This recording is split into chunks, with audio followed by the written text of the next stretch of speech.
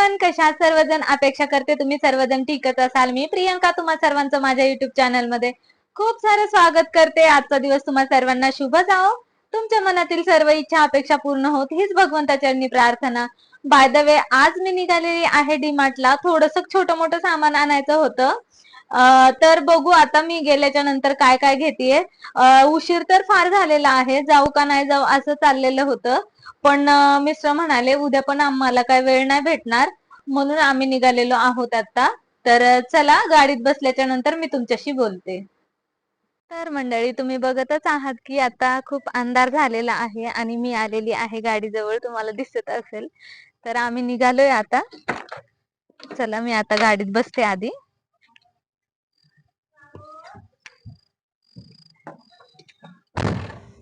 चला चला तर आता मी गाडीत बसलेली आहे आणि आता पुढे जिथं कुठं ज्या कोणच्या आम्ही दाखवते.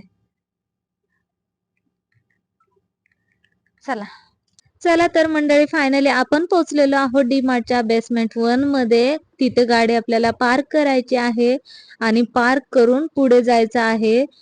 तिथून लिफ्ट आहे ग्राउंड फ्लोर पर्यंत. मग ग्राउंड फ्लोरला जाऊन नंतर आपल्याला एंटर व्हायचंय. तर मंडळी, फायनली आम्ही आलेलो आहोत इथे डीमार्टच्या इथे. पार्किंग 1 मध्ये आम्ही गाडी लावलेली आहे आणि आता आलो लिफ्ट मध्ये. आता लिफ्टचं बटन दाबूया.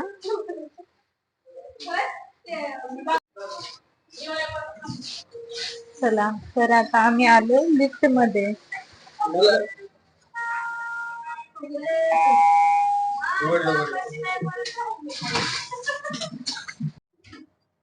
फायनली आता आपण आलो लिफ्ट मध्ये. इकडं मिस्टर उभे आहेत समोर आणि सायली.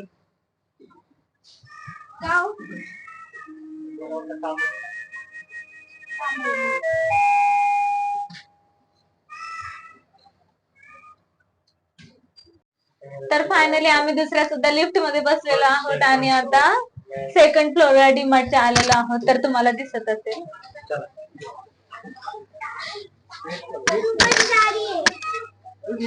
डीमार्टला आलोय आणि हे असं काही आपण घेऊन नाही बघितलं. हे असं तर होणारच नाही ना.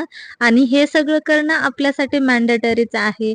आणि हे सर्व झाल्याच्या नंतर मात्र थोडासा क्लोजअप मध्ये थोडासा असा तसा व्हिडिओ शूट करणं हे माझ्यासाठी तर माझं कामच आहे ते.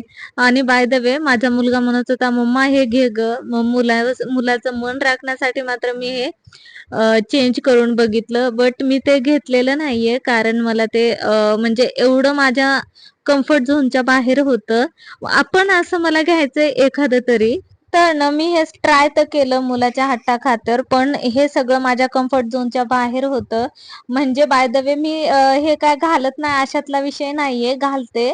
पण ना मला हे थोडंसं अनकम्फर्टेबल वाटत होतं. ते ओव्हर साईज मध्ये होतं आणि मी कधी असे ओव्हर साईजचे कपडे वेअर नाही केलेले, म्हणून मला थोडंसं अनकम्फर्टेबल होत होतं. तर ना इकडे चष्मा सुद्धा दिला होता माझ्या पोराने मला घालायला. तर म्हंटल हे शूट मी ह्याच्यासाठी केलं होतं की माझ्या मुलाला दाखवायचं होतं की मला हे असं दिसतोय. चलायचं.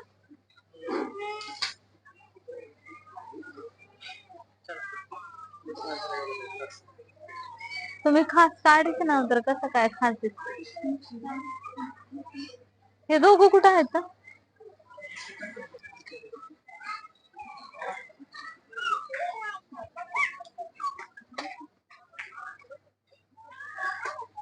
हो काय, दोघं इथंच आहेत.